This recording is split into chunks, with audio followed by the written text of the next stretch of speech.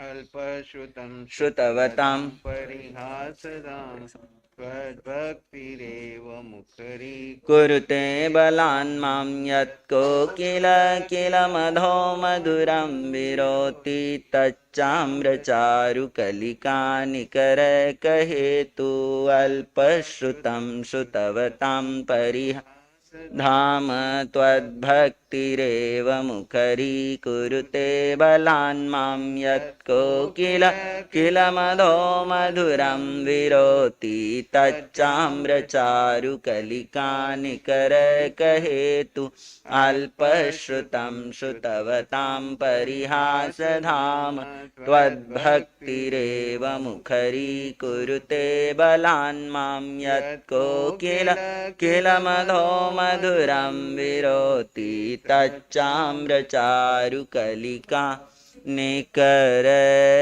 कहेतु। आराध्य अरिहंत प्रभु के चरणों में अनंत अनंत आस्था के साथ वंदन। शासनपति श्रमण भगवान महावीर स्वामी के चरणों में अनंत अनंत आस्था के साथ वंदन। जिन शासन देव जिन शासन माता को नमन। आत्मज्ञानी सद्गुरुदेव योग प्रधान आचार्य भगवंत के चरणों में अनंत अनंत आस्था के साथ वंदन। आत्मप्रिय मुनिवृंद, आत्मार्थी साधक साधिकाओं, हम सभी तत्वार्थ सूत्र के माध्यम से सम्यक ज्ञान पर चर्चा कर रहे हैं। ज्ञान हमारे चक्षु है। हमारे पास चर्म चक्षु तो मिले हैं, लेकिन अज्ञान दशा के कारण, अज्ञान की पट्टी लगने से, जैसे अंधकार में व्यक्ति भटकता है, वैसे अज्ञान में चार गति में ये जीव भटक रहा है। अज्ञान का कारण दृष्टि में भ्रमित हो गया। मति तो सबको मिली है। शुद्ध ज्ञान और मति ज्ञान का विषय चल रहा है। मति सबको मिली है और शुद्ध ज्ञान भी मिला है। प्रत्येक संसारी जीव के पास ये दो ज्ञान है, मति ज्ञान और शुद्ध ज्ञान। जो पंचेंद्रिय मनुष्य है तो, लेकिन दृष्टि नहीं होने से, मिथ्या दृष्टि होने से सत्य को असत्य मानता है ब्रह्मवश, और असत्य को सत्य मानता है। अज्ञान और ज्ञान में अंतर क्या है? सिर्फ दृष्टि का अंतर है। आपके गौतम स्वामी भगवान महावीर के पास आने से पहले वेदों के प्रकांड पंडित थे। इतना ज्ञान उनमें था कि वो जब यज्ञ करते हैं तो देवता चल करके उनके यज्ञ में आते ही थे। इनका उनके मंत्रों का उतना प्रभाव था,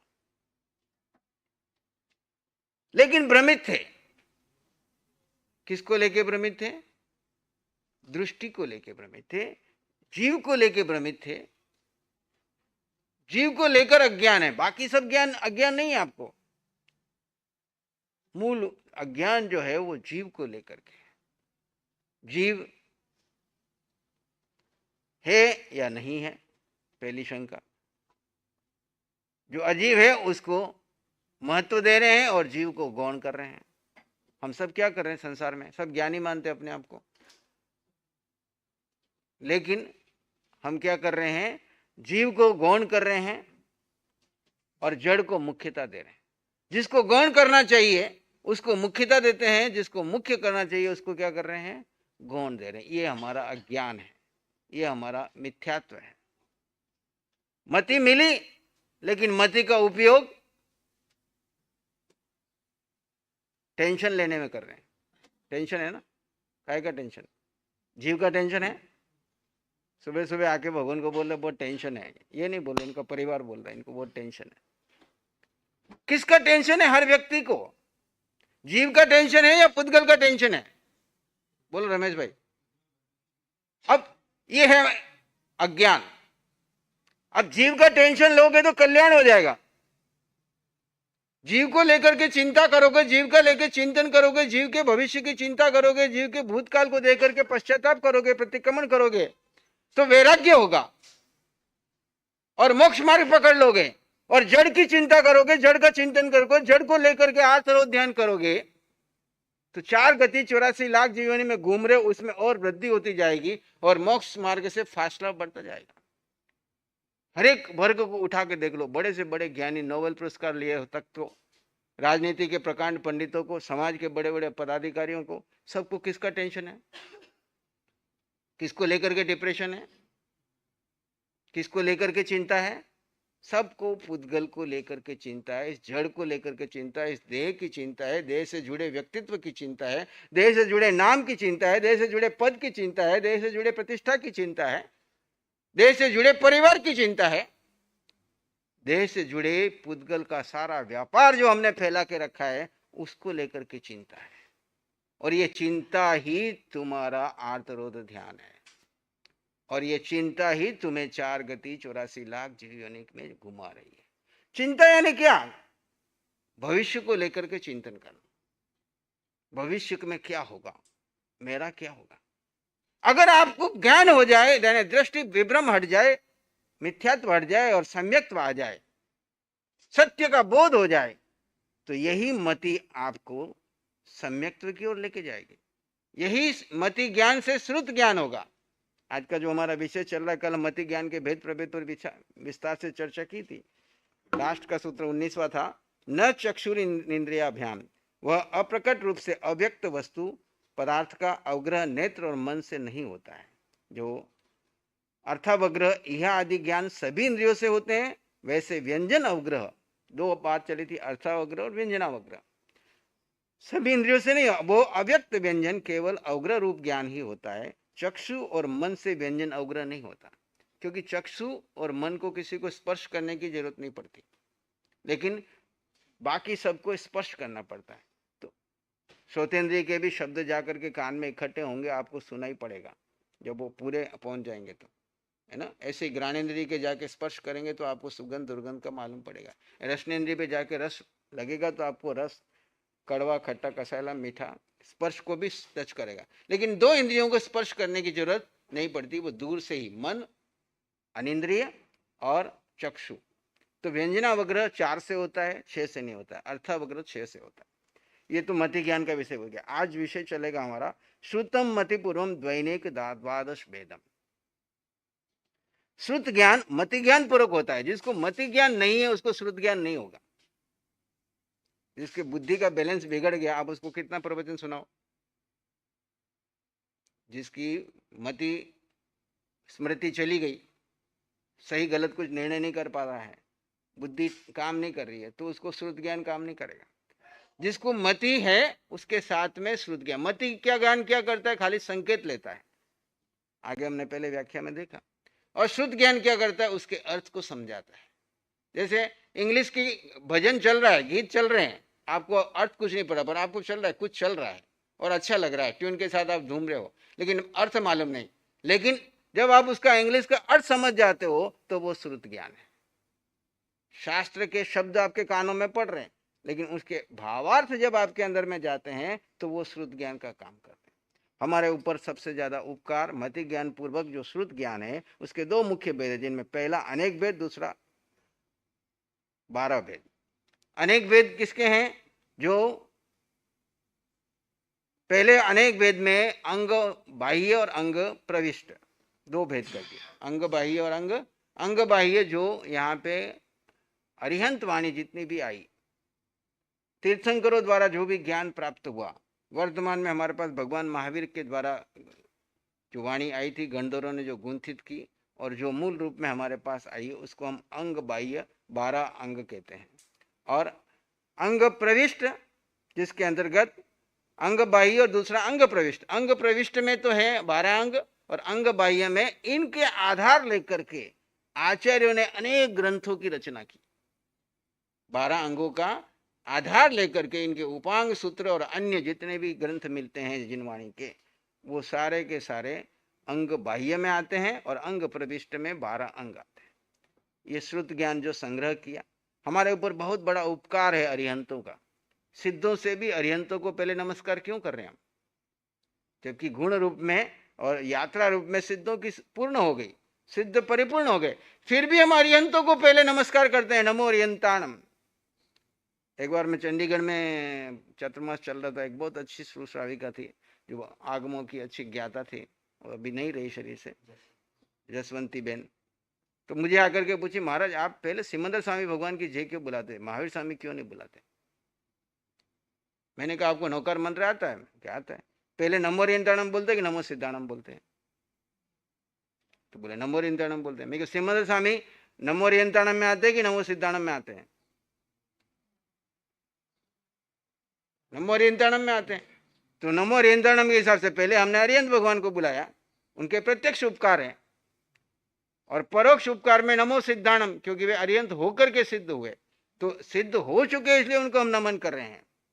इसलिए पहले हम अरिहंत को नमन करते हैं क्योंकि उनके प्रत्यक्ष उपकार है। क्या उपकार है? कि उन्होंने हमें श्रुत ज्ञान देकर के, आत्मज्ञान देकर के, वेद विज्ञान देकर के दृष्टि प्रदान की। दृष्टि मिलने के बाद पुरुषार्थ हमारा है। दृष्टि के मिलने के पहले भी पुरुषार्थ तो कर रहे थे। कोई जन्म ऐसा नहीं था हमने जहां सुख के लिए पुरुषार्थ नहीं किया। या वर्तमान में आप जितना भी पुरुषार्थ कर रहे हो, सबके पीछे प्रयोजन क्या है? बोलो मुंबई वाले, क्या प्रयोजन है? चाहे तो आप धन कमा रहे हो, चाहे आप समाज में पद पा रहे हो, सबके पीछे प्रयोजन क्या है? कि हमको सुख मिले। कोई भी जीव हो, नाली के कीड़े से लेकर के मनुष्य तक, देव तक, सबको सुख चाहिए, और सुख पाने के लिए पुरुषार्थ कर रहे हैं। लेकिन अरिहंत भगवान से मिलने से पहले हमारी जो दृष्टि थी वो मिथ्या दृष्टि थी। जैसे अभी मैंने पहले चर्चा की, पुद्गल की चर्चा में, पुद्गल की चिंतन में, पुद्गल की चिंता में, पुद्गल में सुख ढूंढ रहे थे। सुख का पता ही हमको मालूम नहीं था। सुख है जीव में और ढूंढ रहे थे पुद्गल में।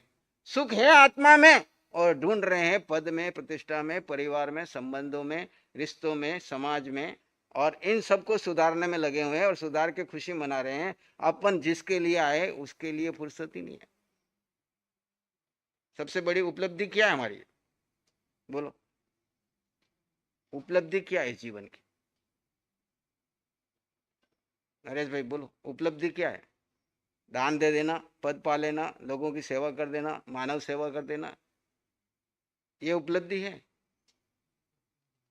कौन सी उपलब्धि? फिर साधु बन जाना, लोगों को प्रवचन दे देना, उपदेश दे देना, बड़े बड़े चौमासे कर लेना, पूरे देश में विचरण कर लेना, एक बड़ा ग्रंथ लिख देना, मैंने ये विचरण किया कश्मीर से कन्याकुमारी तक, ये उपलब्धि है?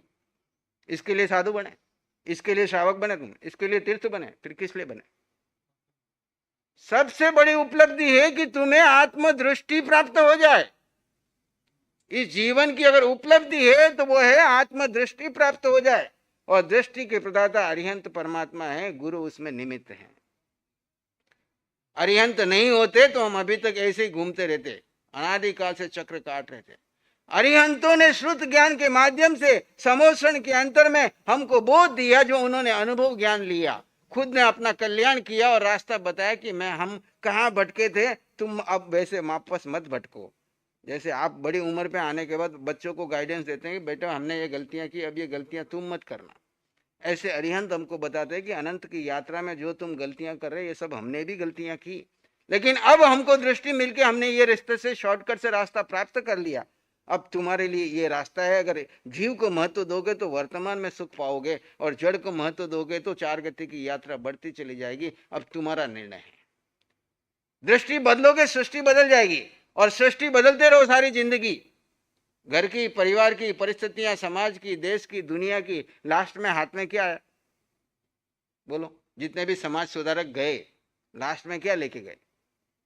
बहुत कम समाज सुधारकों को समाधि आती है, बहुत थोड़ों को आती है। बड़े बड़े साधुओं को भी नहीं आती है। किसको आती है? जो आत्मार्थी होता है, जो स्वभाव की साधना करता है, जो मनोगुप्ति की साधना करता है, जो मन का गोपन करता है। अब मन को साता पहुंचाना, शरीर को साता पहुंचाना, मन के अनुकूल सब साधन जुटा देना, चाहे गरीब व्यक्ति हो चाहे धनवान व्यक्ति हो, उससे आप किसी को सुखी कर दोगे? या उसको मन के पार जाने की विधि बता दो, और वो उस विधि को पकड़ने के लिए आप खाली पकड़ाने के निमित्त बनो, आगे तो उसका पुरुषार्थ है। किस में उपलब्धि है? पहले में, दूसरे में? बोलो। मन के पार जाने की कला मिल गई तो आपको सुख का खजाना मिल गया। एक बार आपने कुआं खोद लिया, वहां पानी की गहर आ गई और जिंदगी भर मशीन लगा के पानी पीते रहो, आपको पानी की कमी नहीं पड़ेगी।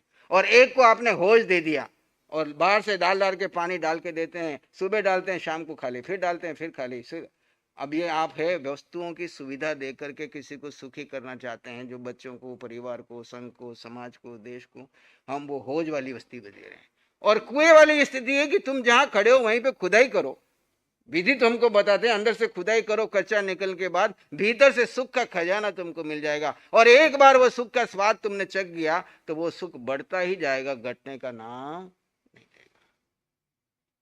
अरिहंत भगवान हमको वो सुख का खजाना बनाते हैं। इसलिए श्रुत ज्ञान हमारे लिए उपकारी है। मति ज्ञान कारण है तो श्रुत ज्ञान कार्य है। और श्रुत ज्ञान से हमको दृष्टि मिलती है और हमको रास्ता मिलता है। और श्रुत ज्ञान के बाद फिर आगे भेद विज्ञान होता है। श्रवणे नाणे विन्नाणे, श्रवण करने से ज्ञान प्राप्त होता है, ज्ञान से विज्ञान की प्राप्ति होती है। विज्ञान कौन सा? विशेष ज्ञान। ब्रेक करो, तोड़ो, छेदन भेदन करो। किसका? विज्ञान क्या करता है? भौतिक पदार्थ के टुकड़े टुकड़े करके उसमें से शोध करके निकालता है। ऐसे अपने भीतर में शरीर और आत्मा का भेद करो, भेद करके ज्ञान से शोधन करो। और शोधन करने के बाद जो अर्क मिले, शोध कहते हैं शोध विद्यार्थी शोध करके उसका सार निकलता है, उसको पीएचडी की डिग्री मिलती है। पीएचडी का मतलब क्या है? डॉक्ट्रिन इन फिलोसॉफी। हमारे सब तीर्थंकरों ने डॉक्ट्रिन की, अपने भीतर में शोध की, जड़ और जीव का भेद करके जीव में से अनंत ज्ञान, अनंत दर्शन, अनंत सुख, अनंत शक्ति आदि अष्ट गुणों की संपदा प्रकट कर ली। केवली बन गए, सिद्ध बन गए और हम सबको मार्गदर्शन दे रहे हैं। हमको इस श्रुत ज्ञान से ये अंग प्रविष्ट और अंग बाह्य दो भेद समझाने के लिए गए। बाकी जितना भी वाणी केवलियों की आ रही है वो सारा का सारा श्रुत ज्ञान है। सुन करके अर्थ को समझना। हमारे यहाँ इसको 12 अंगों में बांट दिया। अंग प्रविष्ट को आचारांग, सूत्रकृतांग, ठाणांग, समवायांग, भगवती, इसका दूसरा नाम विवाह पन्नति भी है। ज्ञाता धर्म कथांग, उपासक दशांग, अंतर्गत दशांग, अनुत्रोपातिक दशांग, प्रश्न व्याकरण, विपाक सूत्र और दृष्टिवाद। वर्तमान में दृष्टिवाद लुप्त है। 11 अंग हमारे पास उपलब्ध है। इन अंग शास्त्रों में तीर्थंकरों की यानी भगवान महावीर की वाणी को संकलित किया और वर्तमान में आत्म ध्यान साधना शिविर के माध्यम से प्रभु सिमंदर स्वामी भगवान के द्वारा जो ज्ञान की प्राप्ति हो रही है वो उसमें हम संकलित करके जो अरिहंत वाणी प्रकाशित करते हैं उसके अंतर्गत आपको बताते हैं। और आत्म ध्यान शिविरों में जो भाग ले रहे हैं, नासिक में अभी 10 दिवसीय ध्यान शिविर चल रहा है जिसमें गंभीर साधक शोध कर रहे हैं अपने भीतर जड़ और जीव का भेद करके जीव में टिकने का, स्थिरता। जीव को जान लिया, इससे केवल ज्ञान नहीं होगा। जीव को मान लिया, समझ लिया, थोड़ा सा आपको सहयोग मिलेगा, लेकिन समझने के बाद उसको जीवन में उतारना, उसमें स्थिर होना। एक घड़ी तक टिक जाओ शून्य में, मन के पार जा करके। किसके पार जाना? मन के पार, यानी मन में एक भी विचार नहीं आए एक घड़ी तक। इसलिए सामायिक की वैल्यू है। सामायिक को खाली ये मुंहपट्टी बांध करके अनपुर भी फेर ली, माला फेर ली, ये सामायिक नहीं है। सामायिक का खाली एक आपको प्रयोग करा रहे हैं, विधि सिखा रहे हैं बाहर से बैठने की। अंतरंग सामायिक क्या है? बाहर की सामायिक चारों संप्रदाय में 4 तरह की है। श्वेतांबर वाले मुंहपट्टी हाथ में लेके करेंगे, कपड़े उस तरह से पहनेंगे। स्थानक वाले मुंहपट्टी ऐसे बांधेंगे, तेरापंथी लंबी बांधेंगे, दिगंबर बांधेंगे नहीं, तो उनकी सामायिक नहीं हुई। ये तो द्रव्य सामायिक की विधि है, इसको लेकर तो हम लड़ रहे हैं। चारों संप्रदाय में भेद किसके लिए हुए? अपनी अपनी मान्यता और क्रियाओं को लेकर के। अंतरंग सामायिक में कोई भेद नहीं है, चाहे वो दिगंबर की है, श्वेतांबर की है, स्थानकवासी की है, तेरापंथी है। अंदर की सामायिक क्या है? जड़ और जीव का भेद करके जीव को, यानी मन, बुद्धि, इंद्रियां, विचार, संस्कार, धारणा, ये सब पुद्गल है। इनसे पार अपने स्वभाव में, यानी जीव के स्वभाव में 2 घड़ी तक स्थिर हो जाए तो केवल ज्ञान, 1 घड़ी तक स्थिर हो जाए तो क्षायिक सामायिक, क्षायिक संकेत। और एक एक समय जितनी देर आप ठहरोगे उतनी देर आपके कर्म की निर्जरा हो रही है, बंधन नहीं हो रहा है। इसलिए कहा सामायिक में 3 करण 3 योग से, करूं नहीं, कराऊं नहीं, अनुमोदू नहीं, मन से, वचन से, काया से, न शुभ न अशुभ, न शुभ न अशुभ। दान देने के लिए, मैं लंगर खोलने के लिए नहीं कहा कि सामायिक करके लंगर चलाओ। न साधु को कहा ना आपको कहा। वहां कुछ नहीं करना, न शुभ न अशुभ। फिर क्या करना? ठाणेनम मोणेनम जानेनम अपानम बोसिनम। एक आसन पे स्थिर हो जाओ। यानी कौन स्थिर होगा? काया। मोणेनम, मन का मौन कर लो, मन को शून्य में ले जाओ। और जानेनम, जीव को जीव में स्थित कर लो। जीव का ही ध्यान करना है। जड़ का ध्यान किया तो आर्थ ध्यान, रोत ध्यान। जीव का चिंतन किया तो धर्म ध्यान। और जीव का चिंतन जब छूट जाए और शून्य में चले गए तब शुक्ल ध्यान। बहुत सरल तरीका है, कहीं उलझने की जरूरत नहीं है। जिस समय आप सामायिक में बैठे और पुद्गल का चिंतन शुरू हो गया और भूत भविष्य में चले गए तो समझ लेना भाई मुंह पट्टी तो बांधी लेकिन अंदर का बंधन चल रहा है। तृप्त मत हो जाना कि मैंने 11 सामायिक कर ली और मेरा कल्याण हो जाएगा। बहने कई बार मास खमन करती सामायिक का कि हमने 30 सामायिक कर ली और हम लोग 24 घंटे की सामायिक लेके जिंदगी भर की सामायिक गारंटी कार्ड समझ रहे कि हमको मोक्ष मिल जाएगा और हमारे को देवगति मिल जाएगी। जितनी देर तुम जड़ का चिंतन करोगे, चाहे साधु बन के करो, श्रावक बन के, सामायिक करके करो, जिस समय पुद्गल का चिंतन चल रहा है उस समय कर्म का बंधन हो रहा है। ड्रेस कोई भी पहनो, पचकान कोई भी लिए हो। जिस समय जीव का चिंतन चल रहा है, धर्म ध्यान चल रहा है, उसमें पुण्यानुबंधी पुण्य का बंध हो रहा है, आंशिक निर्जरा हो रही है।